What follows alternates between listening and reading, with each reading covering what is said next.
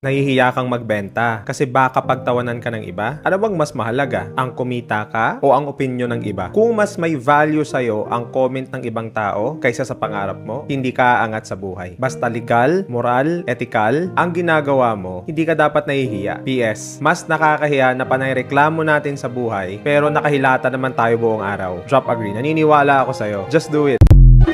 Diskarte lang ng diskarte para mabuhay. Huwag mo papansinin kung pinagtatawanan ka na iba kasi hindi ka mapapakain ng panlalait nila. Hindi lahat ng tao susuporta sa'yo kapag nag-uumpisa ka pa lang. Halimbawa, may negosyo ka, kung meron kang 10 close friends, hindi lahat ng 10 yun o-order sa'yo. Or even your relatives, hindi lahat sila nandyan para mag-avail ng produkto mo. Hindi dapat sumama yung kalooban mo because this is reality. Ganun talaga kapag wala ka pang napapatunayan. Kaya nga tatandaan mo, number 1, kahit pa nanghihina na yung kalooban mo dahil napaka-less ng support na nandyan sa paligid mo, huwag mong aalisin yung tiwala sa sarili mo. Number 2, kung naging successful ka, huwag mong kakalimutan yung mga taong nakapaligid sa'yo na handang tumulong at sumuporta nung panahon na walang nagtitiwala sa'yo. And number 3, always pray to God.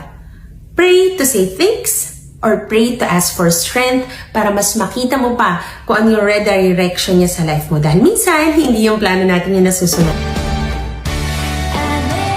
Konting sikap pa, kung ano man yung buhay na pangarap mo, basta lagi lang diretso yung pananaw mo at huwag ka magpapa-apekto sa sasabihin ng mga nasa paligid mo kasi kahit anong gawin mo, meron at merong masasabi. Bumaba ka sa buhay, sasabihin nila naging pabaya ka. Umangat ka sa buhay, sasabihin nila naging mayabang ka. Walang lusot, meron at merong masasabi ang mga tao sa atin. Kaya kung ano yung gusto nating gawin, hanggat alam natin hindi masama yun, gawin natin ang gawin. Alam nyo ang mga tao, walang pakialam yan sa proseso kung paano nyo ginawa, paano nyo tinrabaho.